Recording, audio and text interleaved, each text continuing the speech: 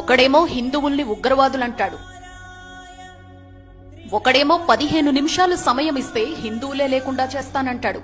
हिंदुस्तान हम 25 करोड़ है ना, तुम 100 करोड़ है ना, ठीक है, तुम तो हमारे से इतने ज्यादा है, 15 मिनट के लिए पुलिस को हटा लो, बता देंगे किसमें हिम्मत है कौन सा।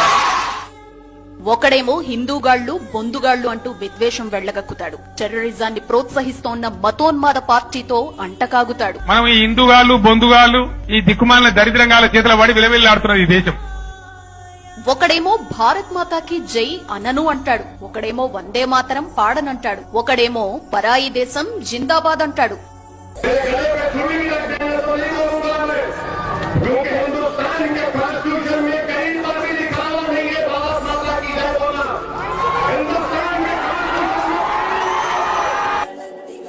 ఇప్పుడు మరొకడు సనాతన ధర్మాన్ని డెంగ్యూ, మలేరియా, కోవిడ్ లాంటి రోగాలతో పోల్చి సనాతన ధర్మాన్ని నిర్మూలించవలసిందేనంటూ కూతలు కూసిండు.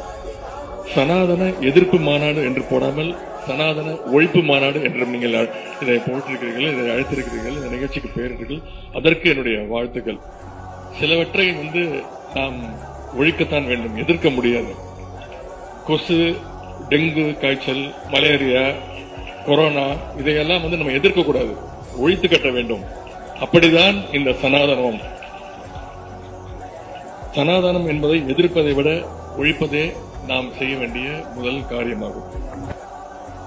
సెక్యులరిజం పేరుతో కుహానా లౌకికవాదులు హిందువుల్ని, సనాతన ధర్మాన్ని విద్వేషిస్తూ విషం కక్కి రాజకీయ లబ్ధి పొందడమే వీరి ఎజెండా.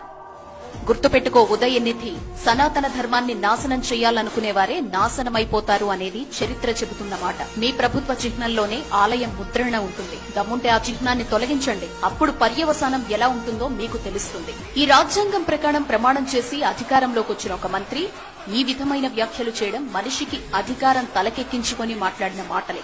ఇండియాలో భాగస్వామ్యమైన పార్టీలు, కాంగ్రెస్ తదితర పార్టీలు డీఎంకేకు సన్నాయి నొక్కులు నొక్కుతూ దేశాన్ని విచ్ఛిన్నం చేసే కుట్రను అమలు చేస్తున్నాయి. మరో దిక్కు టెర్రరిజాన్ని కట్టడి చేయాలని ప్రపంచ దేశాలు భావిస్తోంటే కాంగ్రెస్ మాత్రం సాఫ్రాన్ టెర్రరిజం అంటూ ప్రపంచాన్ని తప్పుదోవ పట్టించేలా విషపూరిత చర్యలకు దిగుతోంది.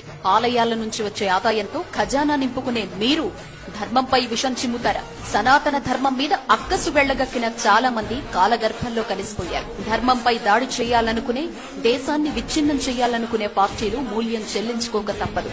హిందూవాదినని గొప్పలు చెప్పుకునే కేసీఆర్ నోరెందుకు మెదపనట్లు గుర్తుపెట్టుకోండి.